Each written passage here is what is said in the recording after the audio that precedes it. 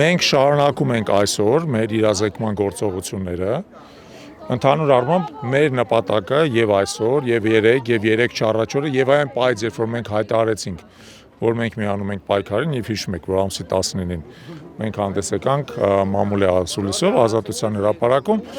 դա մեր բնակչության իրազեկումն է եւ նաեւ որը շատ կարեւոր է մեր բնակչությանը ինչ որ իմաստով ակտիվացնելն է, որովհետեւ մեր հասարակության զգալի մասը այնուամենայնիվ մինչև հիմա մնում է որոշակիորեն պասիվ վիճակում, որտեղ ունի մտահոգություններ, որտեղ ունի անհանգստություններ, որովհետև թեև իր մեծամասնության մեջ արդեն հրաժարվել է գործող իշխանություններից եւ համարում է, որ նրանք իրանց սպառել են, իսկ դա մենք տեսնում ենք, ըստ ամենայնի, այնուամենայնիվ ունի հարցեր, թե ինչ պետք է լինի այս իշխանություններից հետո,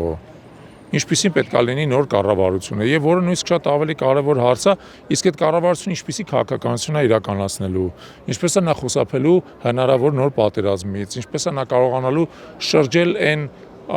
ընթացքը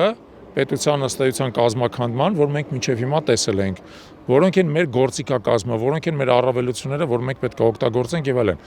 Մենք ուստի կարծում ենք, որ այդ ամեն ինչը, որպեսզի մենք հասցնենք մեր բնակչությանը, մեր համակարգացիներին հետևողականորեն ամեն օր շատ համբերատար մենք պետք է մարդկանց հետ լինենք երկխոսության մեջ ամեն օր մենք մարդկանց հետ պետք է խոսենք մենք մարդկանց հետ պետք է խոսենք շիտակ բաց ճակատով չխուսափելով ամենադժվար հարցերից իրանց յուրաքանչյուր հարցին փորձելով կամ պատասխանել կամ եթե այն դեպքերում երբ որ մենք պատասխանը ինքներս հստակ չունենք այդ պատասխանների վրա մտածելով միասին լուծում գտնելով որովհետեւ մենք ի վերջո կարողանանք դուրս գալ այն համակարգային ճգնաժամից որի մեջ հայտնվել է մեր երկիրը